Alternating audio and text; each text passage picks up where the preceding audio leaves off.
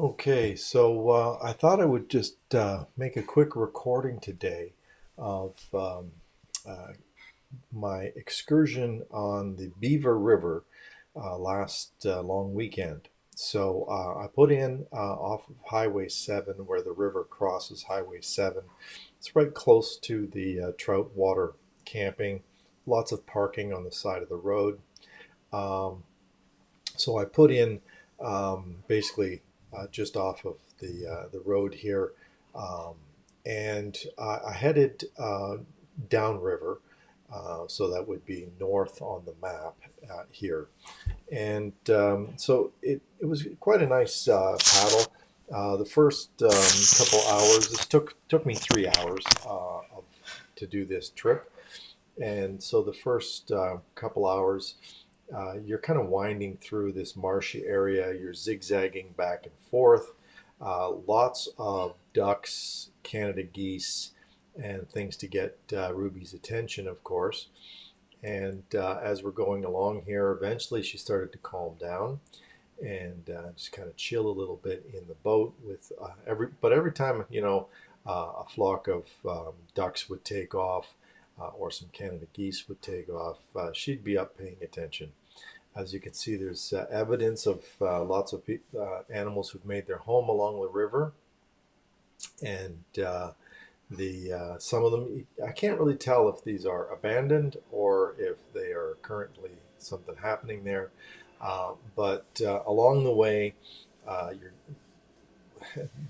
just before this picture was taken, I looked in the water and all of a sudden I see this huge turtle. I'm assuming it was a snapping turtle because it took a snap at my paddle as I went by. But this thing was huge. It was about 14 to 18 inches long at the shell and totally covered in moss. That was kind of cool to see that.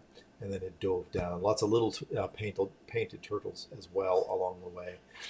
This Canada goose here, um, I think he thought he was leading us away from his family because he would swim in front of us and he would start to take off. I got a couple pictures of him starting to take off, but then he would just land again and just keep swimming ahead of us as we were going downriver.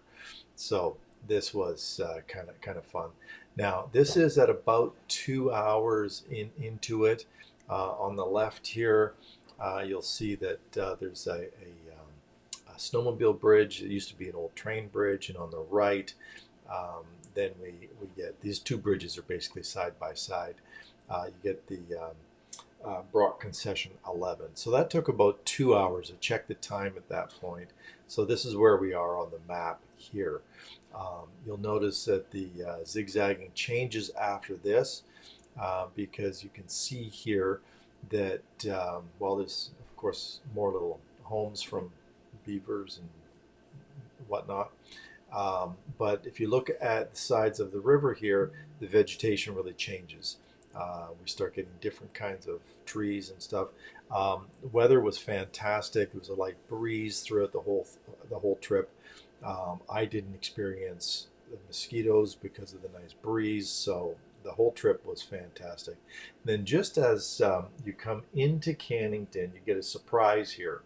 The surprise is all of a sudden there's what's left of an old dam, and it's quite high at this point. Certainly not something I was going to take the canoe over. So as I'm scoping out the area, you can see that Ruby is quite chill in the boat because I told her to stay and to wait for me.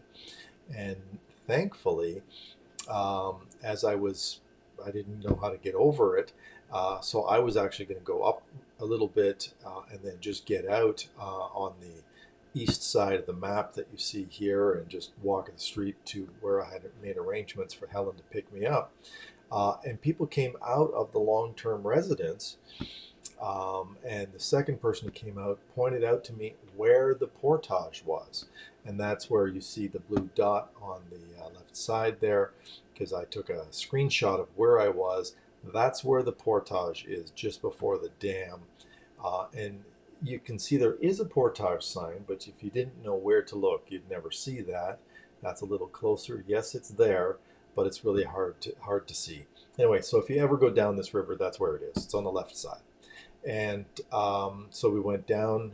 Basically, I just slid the boat down the hill, and we got in. I did get a quick video of the waterfall making lots of noise, frothing up the water. And then after this, I really didn't get very many pictures because the water picks up the pace. It's quite shallow, a little rocky, and there's 3 bridges afterwards, which 2 of them are quite low, so you definitely got to duck as you're going underneath these. And then we end up at the park right here in Cannington. And there's a nice place to park your vehicle. So you could leave a vehicle there and just paddle to your vehicle and go pick up if you went with 2 cars, for example, or have someone come meet you at the park. And it's an easy place to get out and get your canoe back up on your car. So just a real quick video of my little canoe trip here, and it'd be nice if I could change the cameras back to there. It is. Okay, so that was just my quick canoe trip. Took me about 3 hours. It was a great paddle, lots of wildlife, and for a good 2 hours of it, I really felt like I was off in the distance. You were far enough away from the roads that you weren't even picking up any road noise anymore, even though you were in between concessions and stuff. Until I crossed the snowmobile bridge, which used to be an old railway, and there happened to be some people hiking as I went by. Otherwise, there was nobody, and I felt like I was off in the middle of nowhere. So great little trip, and hope you like that. If you ever go there, it'll take you 3 hours to do that trip. You could get out at the 2-hour point, or you could put in at that 11th concession and just do a quick 1-hour paddle from there into Cannington. Easy paddle. I wasn't trying to go on, I wasn't racing. I was just by myself, Ruby and I, on our little canoe trip. Take care. Have a great evening. Bye-bye.